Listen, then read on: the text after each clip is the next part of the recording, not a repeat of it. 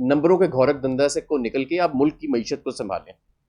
انہوں نے کہا جی غربت جو ہے وہ بڑی بڑھ گئی, 70 لاکھ لوگ غربت کی لکیر سے نیچے. بالکل جھوٹ, صاف جھوٹ. ورلڈ بینک کی رپورٹ موجود ہے کہ کووڈ کے دوران, کورونا کے لاک ڈاؤن کے دوران بھی پاکستان میں غربت کی شرح کے اندر کمی آئی ہے. یہ جتنی فگرز کوٹ کی گئی ہیں یہ تمام جعلی تھیں. ان کے دور میں بھی یہ کوٹ کرتے تھے, یہ جعلی تھیں, اور اب بھی حکومت میں آنے کے بعد بھی اتنی غیر ذمہ داری کا مظاہرہ کر رہے ہیں. میں نے یہ بھی بتانا چاہتا ہوں کہ جو حالیہ لیبر فورس سروے ہوا ہے اس میں یہ ثابت ہوا ہے کہ نون لیگ اور پیپلز پارٹی کے دور میں سالانہ 14 لاکھ نوکریاں جنریٹ ہوتی تھیں, اور پاکستان تحریک انصاف کے دور میں 18 لاکھ سے زیادہ, تقریباً 19 لاکھ کے قریب سالانہ نوکریاں جنریٹ ہوئی ہیں. تو اس وجہ سے آپ کائنڈلی لوگوں کو اب گمراہ نہ کریں. اب میں آتا ہوں سرکولر ڈیٹ پہ, اور یہ بڑا اہم موضوع ہے کیونکہ ملک میں دوبارہ جب سے یہ حکومت آئی ہے تو لوڈ شیڈنگ جو ہے اس نے اپنا سر اٹھا لیا. جب یہ حکومت چھوڑ کے گئے تو 450 ارب کے قریب تقریباً آپ کو کیپیسٹی پیمنٹس بجلی گھروں کو کرایہ دینا پڑتا تھا. 450 ارب کرایہ, اور سرکولر ڈیٹ میں اضافہ بھی 450 ارب ہو رہا تھا سالانہ. جب ہم آئے اور ابھی جب یہ ہم سے حکومت چھینی گئی, 850 ارب سالانہ ہمیں ان کے بجلی گھروں سے کیے ہوئے سودوں کی وجہ سے کرایہ دینا پڑ رہا تھا, اور سرکولر ڈیٹ میں اضافہ صرف 130 ارب ہوا تھا. اس سال سرکولر ڈیٹ میں ذرا کاغذ پاور ڈویژن سے منگا کے دیکھیں, 300 ارب روپے کی کمی آنی تھی جون اینڈ میں, اور اگر آپ نے معاملات زیادہ خراب نہ کیا تو 300 ارب روپے کی کمی آئے گی جون میں, جو ہم بندوبست کر کے گئے تھے. گیس کی سرکولر ڈیٹ کی انہوں نے بات کی کہ گیس میں گردشی قرضے پہ آ گئے ہیں. کسی بھی انرجی کے ماہر سے پوچھ لیں, اس کا 100% قصور مسلم لیگ نون کا ہے. ایل این جی کے سودے کر لیے ایک طرف, دوسری طرف بیانیہ بنانا شروع کر دیا کہ ملک میں گیس کی شارٹیج ہوتی ہے, ایل این جی پوری پرچیز نہ کر کے, اور سوئی کمپنیوں کے اوپر یہ قانون لاگو کر دیا کہ ایل این جی جتنے مرضی کی لو, بیچنا اسے جو آپ کی پاکستان کی اپنی لوکل گیس ہے اس کے ریٹ پہ. اور اس کی وجہ سے ہم ایک کارگو بھی جب لوکل گیس کا بیچتے تھے تو کوئی 12 ارب روپے کا ایک کارگو پہ نقصان ہوتا تھا. یہ وہ گیس کا گردشی قرضے ہیں جو آپ نے ایل این جی کو ایز اے پیٹرولیم ڈکلیئر کر دیا, ایز اے گیس ڈکلیئر نہیں کیا, اور ہاتھ باندھ کے چلے گئے اس ایشو کو سیاسی بنا کے, سوئی کمپنیوں کا, سوئی ناردرن کا بھی اور سوئی سدرن کا بھی. ہم نے پھر جب میں انرجی منسٹر بنا تھا تو کوئی گویا جنوری کے اندر ہم نے صوبوں کی اکثریت کو جو گیس پروڈیوسنگ صوبے ہیں انہیں منا کے الحمدللہ ایک بل پاس کرایا جسے ویکاک بل کہتے ہیں, اور اب ایل این جی جو ہے اس کو گیس ڈکلیئر کیا گیا ہے, اور سوئی کمپنیاں جو ہیں وہ اس کی پوری رقم جو ہے وہ گھریلو صارفین یا دوسرے انڈسٹریل صارفین جن کے پاس کنیکشنز ہیں ان سے لے سکتی ہیں. تو یہ گیس والا تو 100% آپ کی ذمہ داری ہے.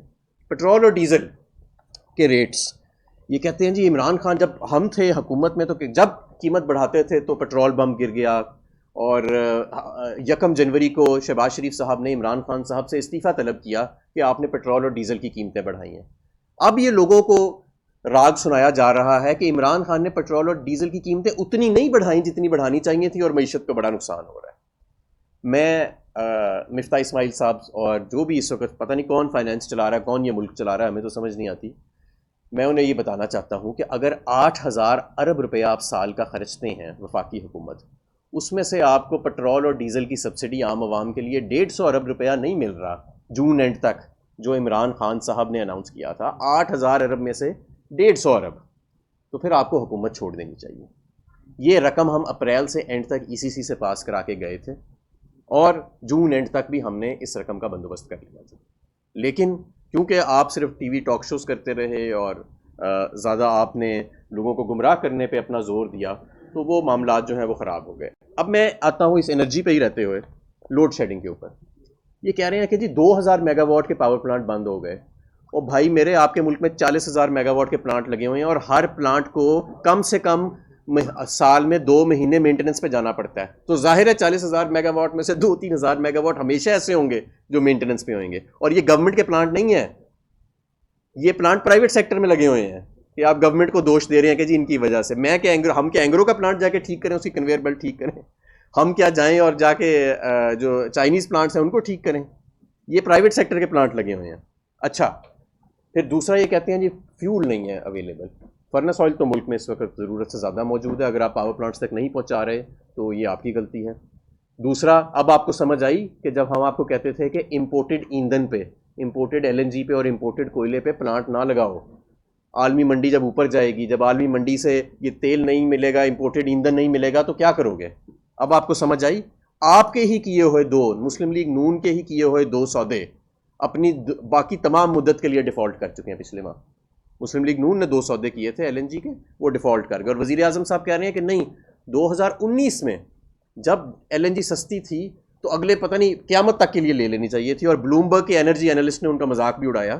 اس نے باقاعدہ ٹویٹ کی کہ یہ نیا وزیر اعظم جو آیا ہے کوئی اس کو سمجھائے، ایسے ایل این جی کی مارکیٹ نہیں چلتی، صرف چند ماہ آپ ایڈوانس لیتے ہیں، 3 سال آپ ایڈوانس نہیں کارگوز کو لیتے، ہمارے پاس تو اسٹوریج بھی کوئی نہیں ہے.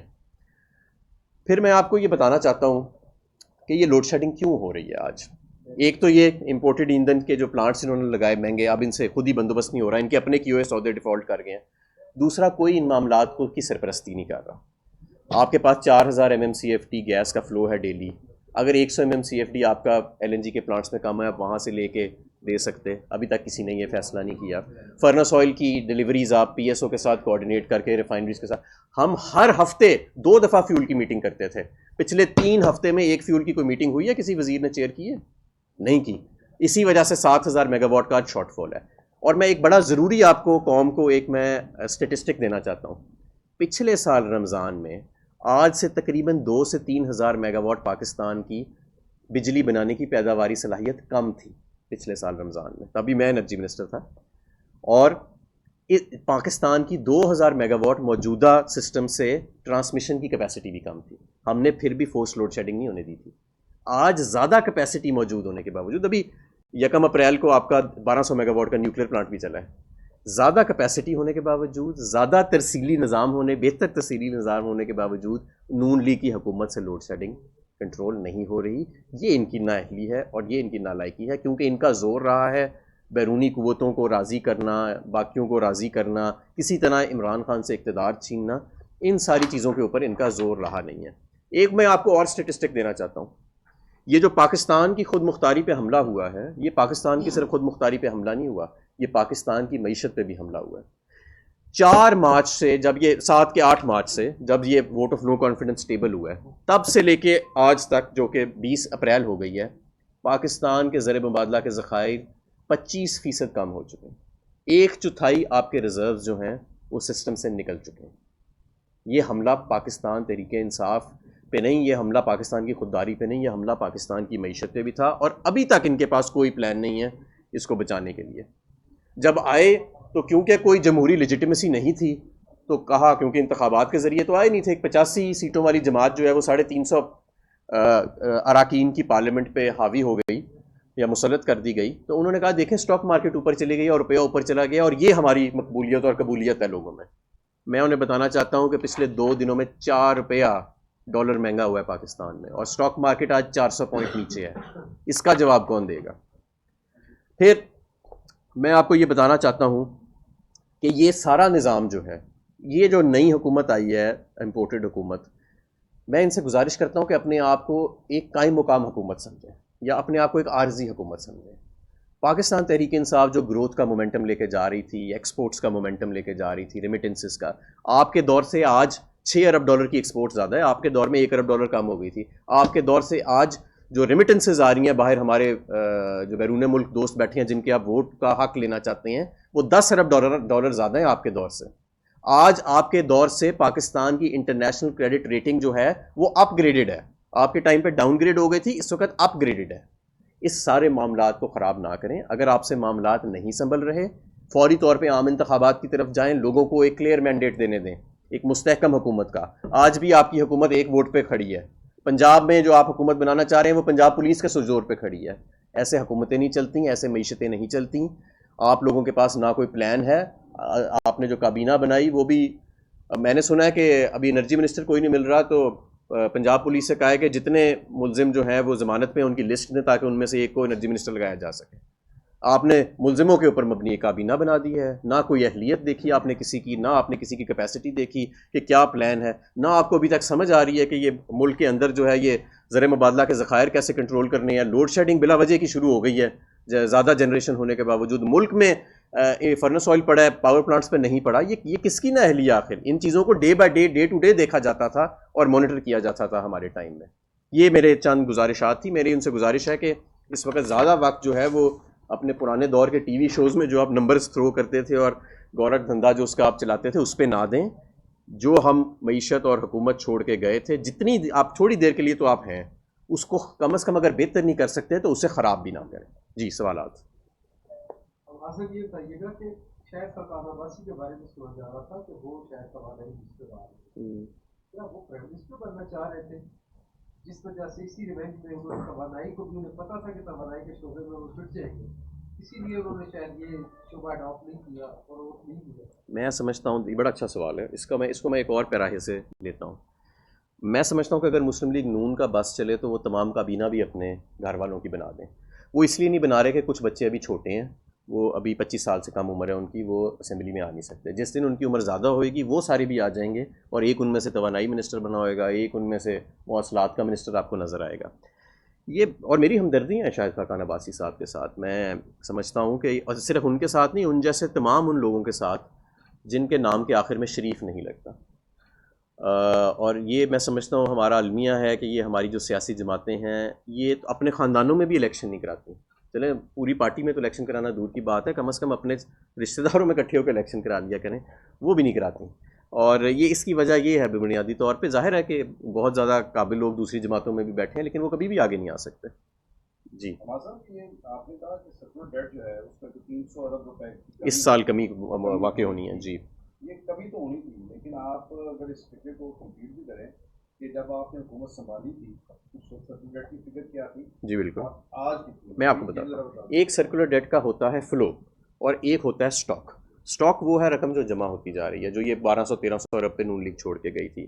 اور ایک ہوتا ہے فلو کہ اس میں ہر سال کتنا اضافہ ہو رہا ہے. نون لیگ کے ٹائم پہ سرکولر ڈیٹ سالانہ 450 ارب روپے سے بڑھ رہی تھی. آپ کو یاد ہوگا کہ ایک دفعہ انہوں نے صفر کر دی تھی 2013 میں, اور پھر دوبارہ یہ جب چھوڑ کے گئے تو 1200-1300 ارب تھی. تو کیونکہ کیپیسٹی پیمنٹس 80% اس کی وجہ سرکولر ڈیٹ بڑھنے کی کیپیسٹی پیمنٹس ہے, تو اب آپ 2013 میں 180 ارب روپیہ صرف بجلی گھروں کو کرایہ دے رہے تھے, آج اب 850 ارب روپیہ کرایہ دے رہے ہیں. جب آپ 450 ارب روپیہ بجلی گھروں کو کرایہ دے رہے تھے تو اس وقت آپ کی سرکولر ڈیٹ بڑھ رہی تھی 400-450 ارب. اس وقت 850 ارب روپیہ ہم نے پے کیا ہے, اور ہماری سرکولر ڈیٹ بڑھی ہے 120 ارب 130 ارب کے قریب. اس سال جو ہم نے پلان کیا ہوا تھا کہ فلو تو رہنا تھا آپ کا 130 ارب, لیکن آپ کا جو اسٹاک ہے 2200-2300 ارب کا, اس میں 300 ارب روپے کی کمی واقع ہونی ہے, اور یہ پلان پورا موجود ہے. کو 2200-2300 ارب کے قریب. اس کی وجہ یہ ہے کہ کیپیسٹی پیمنٹس جو ہیں وہ ٹرپل ہو گئی ہیں. کیپیسٹی پیمنٹ جتنی بڑی ہیں اس حساب سے ہماری سرکولر ڈیٹ نہیں بڑھی. دیکھیں ہم نے ہمارا 2023 کے اندر نا ہم نے سرکولر ڈیٹ کے فلو کو لے کے جانا ہے تھا زیرو پہ 2022-23 میں. جب فلو آپ کا زیرو ہو جاتا ہے تو جو آپ کا اسٹاک ہوتا ہے آپ اس کو پبلک ڈیٹ میں بھی شامل کر سکتے ہیں, آپ اس کو لیکویڈیٹ بھی کر سکتے ہیں. نون لیگ نے غلطی یہ کی کہ یہ جب 2013 میں آئے تو فلو ابھی بہت پازیٹیو تھا, انہوں نے اسٹاک سارے کو زیرو کر دیا. کیونکہ فلو پازیٹیو تھا, قیمتیں پھر اب نئے سودے کرتے گئے مہنگے, وہ واپس صفر سے 1200 ارب پہ چلا گیا. ہمارا پلان یہ تھا کہ پہلے فلو کو ہم زیرو کریں گے اور اس کے بعد اسٹاک کو لیکویڈیٹ کریں گے, اور عالمی بیسٹ پریکٹس بھی یہی ہے. IMF, world bank, Asian development bank, سب کی مشاورت کے ساتھ یہ پلان بنا تھا, اور یہ پلان آن ٹارگٹ ہے. پہلی ریڈکشن 300 ارب کی اس سال آنی ہے اگر یہ اس معاملے میں زیادہ گڑبڑ نہ کریں. یہ بھی تاثر ہے کہ جو ان کو لے کے آئے ہیں, اگر کوئی لے کے آیا ہے تو اس مشکل وقت میں ان کی مدد بھی تو کریں گے نا. تو لوگ تو یہ سمجھ رہے ہیں کہ پیسے باہر سے آ جائیں گے, امریکہ کو کیٹ دے دیں گے. ابھی تک تو ایسا کچھ نہیں ہوا, اور میں سمجھتا ہوں کہ ملکی خود مختاری کی کوئی قیمت نہیں ہوتی. ماضی میں بھی ایسا ہی ہوا ہے, جنرل مشرف کے ٹائم پہ بھی ایسا ہی ہوا ہے کہ چند $100 ملین کے پیچھے آپ نے 70,000 جانوں کی قربانی دے دی اپنے آپ. ایک اور جنگ کے اندر آپ ایک شریک بن گئے, اور آج بھی اس کے آپ اثرات بھگت رہے ہیں. دہشت گردی کی ویو آ گئی پاکستان میں, تو یہ چند $100 ملین ادھر ادھر پاکستان کی, اور میرا نہیں خیال ایسا ہونا بھی ہے کچھ. پرسنلی آئی ڈونٹ تھنک ایسا ہونا ہے کچھ. یہ سستے والے سودے ہیں سارے. نون لیگ بھی 2-3 دفعہ بھگت چکی, پیپلز پارٹی بھی بھگت چکی, آپ کو پہلی بار جھٹکا لگا ہے, تو آپ سمجھتے ہیں کہ آئندہ آپ سیکھیں گے اس جھٹکے سے جو لگا؟ نہیں, ہم تو دیکھیں ہمارے جو لیڈر ہیں اور پاکستان تحریک انصاف کی جماعت ہے, ان کی 25 سال کی سٹرگل ہے, جس میں صرف 3.5 سال وہ حکومت میں رہے ہیں. باقی تو ہم یا سڑک پہ رہے ہیں یا دھرنوں میں رہے ہیں. اسی بنی گالہ کی سڑکوں پہ مجھے لٹا کے لاٹھیاں ماری گئی تھیں 2016-15 کے اندر. تو ایسا کوئی مسئلہ نہیں ہے. ہم ان جد و جہد کرنا ہم جانتے ہیں, اور ہمارا جو ورکر ہے وہ بھی بے لوس ہے, خود گھر سے باہر نکلتا ہے, اس نے کلفیں یا واسکٹیں نہیں پہنی ہوئی, وہ خود جھنڈا ہاتھ میں پکڑ کے باہر آتا ہے، اپنی ٹرانسپورٹ پہ باہر آتا ہے. اور آپ نے دیکھا کہ یہ جو عوام اس وقت نکلی ہوئی ہے قوم کی حقیقی آزادی کے لیے، یہ بڑا کم ہوتا ہے قوموں کی تاریخ میں کہ اس طرح پوری قوم کراچی سے خیبر تک ایک آواز بنتی ہے کہ اس ملک کو خوددار بناؤ، اس ملک کو آزادی دو. اور وہ اس ملک میں اس وقت ہو رہا ہے. ایسا نہ پہلے کبھی دوبارہ ہوا اور بڑا عرصہ دوبارہ نہیں ہوئے گا، اور انشاءاللہ اس کو ہم اس کے منطقی انجام تک پہنچائیں گے.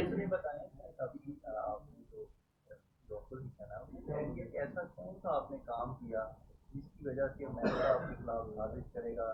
جب ان کو ضرورت پڑی تھی آپ نے ایئر بیس میں کام کیا. ایک تو یہ دوسرا ہم نے تو نہیں کیا. جب وہ ان کی فوجیں ادھر سے نکل رہی تھیں اسلام آباد نہیں فوجیں نہیں، وہ تو ڈیولپمنٹ ورکرز ان کے نکل رہے تھے. جو وہ فوجیں نہیں تھی، وہ ڈیولپمنٹ ورکرز تھے، ان کے این جی اوز اور جو انٹرنیشنل فائنینشیل انسٹیٹیوشنز کے وہاں کام کر رہے تھے، ان کو ایویکیویٹ کیا گیا تھا. میں آپ کو بتاتا ہوں ہم نے کیا کام کیا. ہمیشہ سے پاکستان نے بلاک پالیٹکس کی ہے.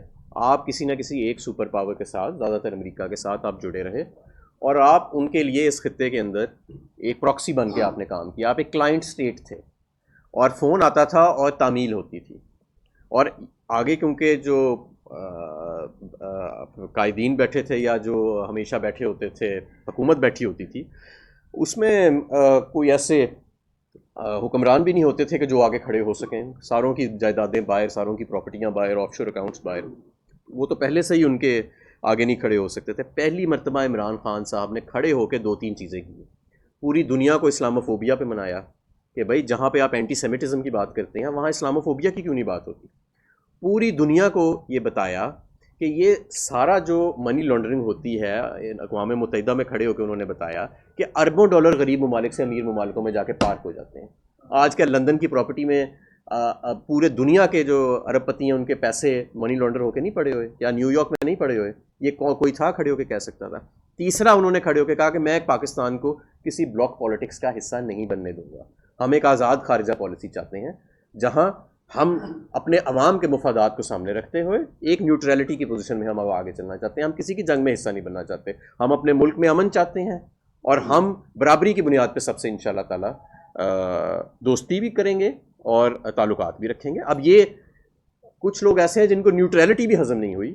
انہوں نے کہا کہ نہیں، یہ بھی ایک ہمارے خلاف ایک بات ہے کہ جی اگر آپ ہماری حکم کی تعمیل فوراً نہیں کریں گے اور آپ یہ کہیں گے کہ ہم اپنا مفاد دیکھیں گے، تو یہ بھی کچھ قوتوں کو ہضم نہیں ہوا. یہ عمران خان صاحب کا قصور ہے. لیکن عوام جس کے ساتھ کھڑی ہو، میں سمجھتا ہوں کہ پھر یہ ایوان بے معنی ہو جاتے ہیں. اور جیسے میں نے بتایا کہ موجودہ حکومت کو اپنے آپ کو قائم مقام حکومت ہی تصور کرنا چاہیے. جیسا یہ فرمائیے گا کہ مصطفیٰ اسماعیل کا نون لیگ کی تاریخ میں 2 دفعہ مختلف ہے. کیا پاکستان مسلم لیگ کے 86 یا 84 ممبران میں سے کوئی اس قابل نہیں ہے کہ اسے وزیر خزانہ بنایا جاتا؟ یہی تو دیکھیں سوال میں یہ پوچھنا چاہتا ہوں کہ یہ اگر کہتے ہیں کہ ہم اتنی مقبول اور بڑی جماعت ہیں، 196 لوگوں نے ووٹ دیے یا یہ کلیم کرتے ہیں، اس میں سے 20 ہمارے تھے، تو چلیں 176 کہہ لیں. ان 176 میں سے حمزہ کے علاوہ ان کے پاس وزیر اعلیٰ کا کوئی امیدوار نہیں تھا. ان کے جو 85 لوگ ہیں اس میں سے شریف خاندان کے علاوہ ان کے پاس وزیر اعظم کا کوئی امیدوار نہیں تھا.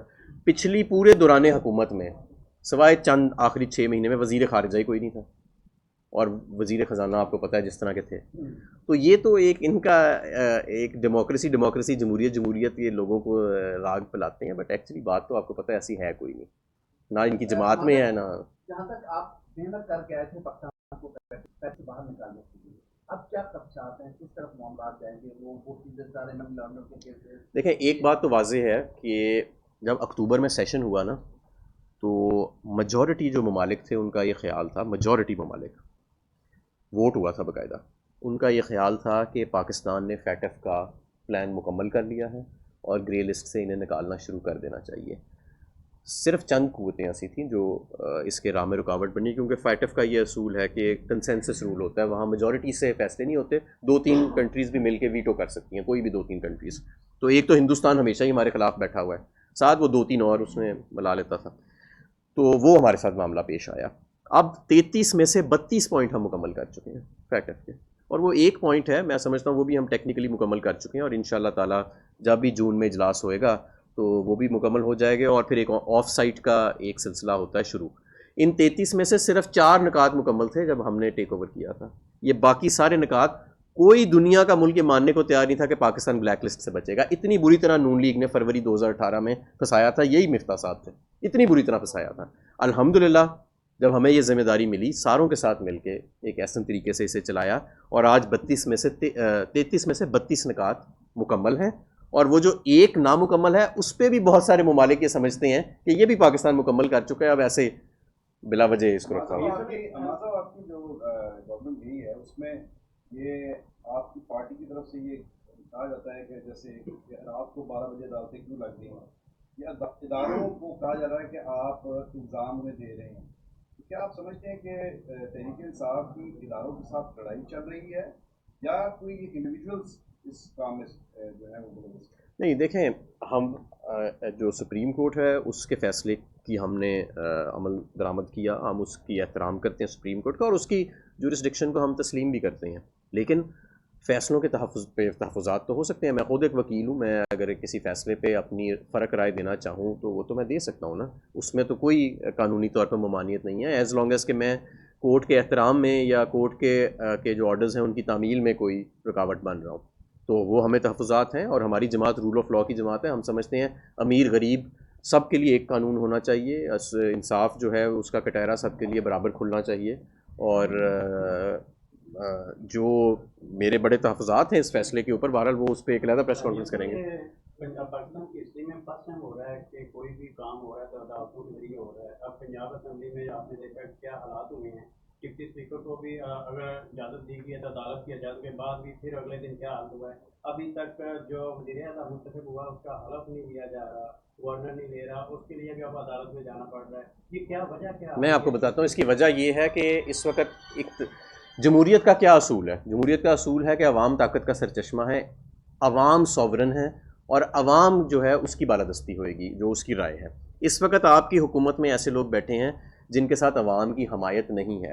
اگر آپ رجیم چینج کی تاریخ پڑھیں، ڈی کلاسیفائڈ ڈاکیومنٹس اب موجود ہیں، 1948 سے لے کے اب تک 61 کیس رجیم چینج کے صرف ایک بیرونی قوت جو ہے وہ کر چکی ہے مبصرین کے مطابق، اور عام ان کی کتابوں کے اندر ذکر ہے۔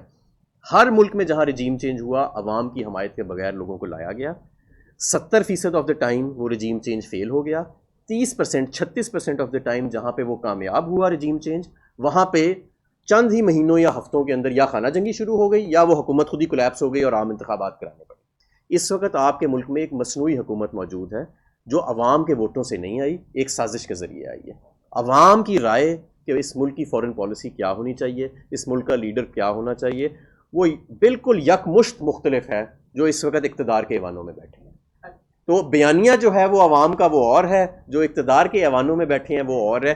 یہ مصنوعی سسٹم نہ دنیا کی تاریخ میں آج تک کہیں چلا ہے، روم کے زمانے سے، گریس کے زمانے سے جب سے جمہوریت چلی آ رہی ہے تب سے لے کے اب تک، نہ یہ اب چلے گا۔ کسی نے تجربہ کر کے دیکھنا ہے تو دیکھ لے، لیکن یہ نہیں چل سکتا۔ اگر یوسف رضا گیلانی کی بات کی جائے تو ان کو بھی عدالت عالیہ نے نااہل کیا، نواز شریف کی بات کی جائے تو ان کو بھی عدالت عالیہ نے نااہل کیا، عمران خان صاحب کی رجیم چینج کا معاملہ ہے تو اس میں بھی عدالت عالیہ ہی آتی ہے۔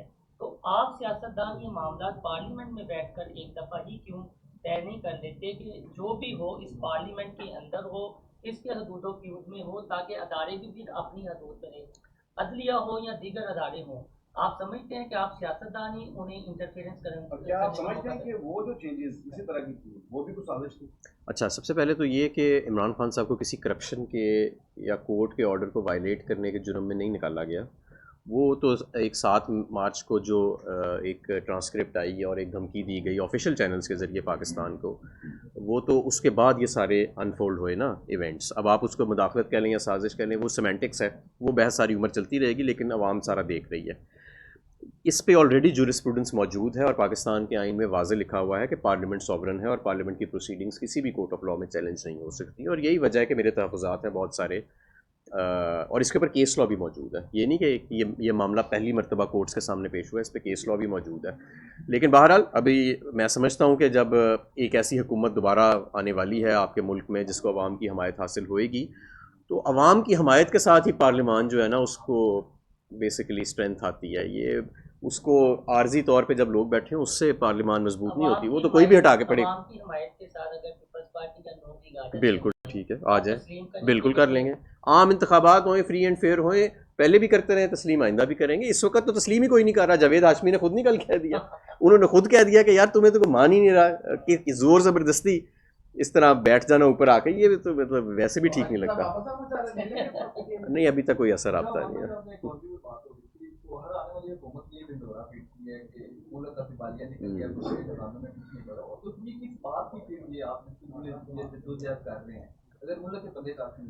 اچھا میرے خیال میں تو ملک کے پلے بہت کچھ ہے جو ہم چھوڑ کے گئے ہیں. 5.5% گروتھ پہ چھوڑ کے جا رہے تھے.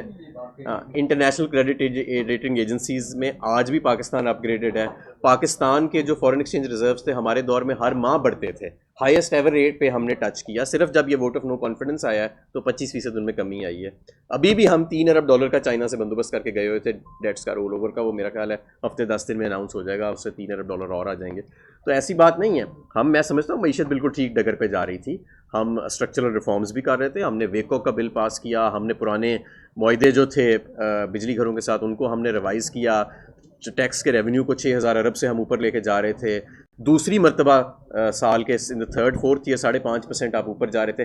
لارج اسکیل مینوفیکچرنگ آپ کی 8% پہ گرو کر رہی ہے. ایک انڈسٹریلائزیشن کا بوم آیا ہوا تھا ملک کے اندر. ایکسپورٹس آپ کی $32 بلین پہ اس سال کلوز ہوئیں گی. ریمیٹنسز آپ کی ہم آئے تھے $19 ارب تھیں, اب $30 ارب پہ کلوز ہوئیں گی. اور کیا مطلب معیشت میں ہم بہتری لے کے آتے. یہی بہتری تھی جو معیشت میں ہم لا سکتے تھے اور وہ ہم لے کے آئے ہیں.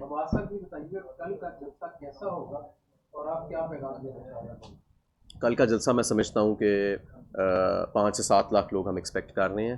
میں لاہوریوں کو یہ بتانا چاہتا ہوں کہ 1940 میں اسی منٹو پارک میں ہمارے بزرگوں نے تحریک آزادی کی بنیاد رکھی تھی جس کے نتیجے میں پاکستان کا وجود آیا. آج 2022 21 اپریل کو ہم پاکستان کی حقیقی آزادی کی بنیاد رکھنے جا رہے ہیں جس کے نتیجے میں ایک عوام کی حمایت سے منتخب حکومت آئے گی اور وہ پاکستان کو ایک آزاد خود مختار فارن پالیسی اور آزاد خود مختار معیشت دے گی. تو یہ سب پورا لاہور نکلے. میں یہ بھی ساتھ کہنا چاہتا ہوں کہ ہم یہ ایکسپیکٹ کر رہے ہیں کہ 7-8 بجے تک گراؤنڈ فل ہو گیا ہوگا اور اس میں جگہ ختم ہو گئی ہوگی. تو لوگ مقررہ وقت سے پہلے باہر نکلیں اور افطاری کرتے ساتھ یا بلکہ افطاری اگر وہاں کے کر لیں تو زیادہ بہتر ہے, کیونکہ بعد میں ہو سکتا ہے کہ آپ کو گراؤنڈ کے اندر جگہ نہ ملے. اس لیے مقررہ وقت سے پہلے آئیں. Thank you G.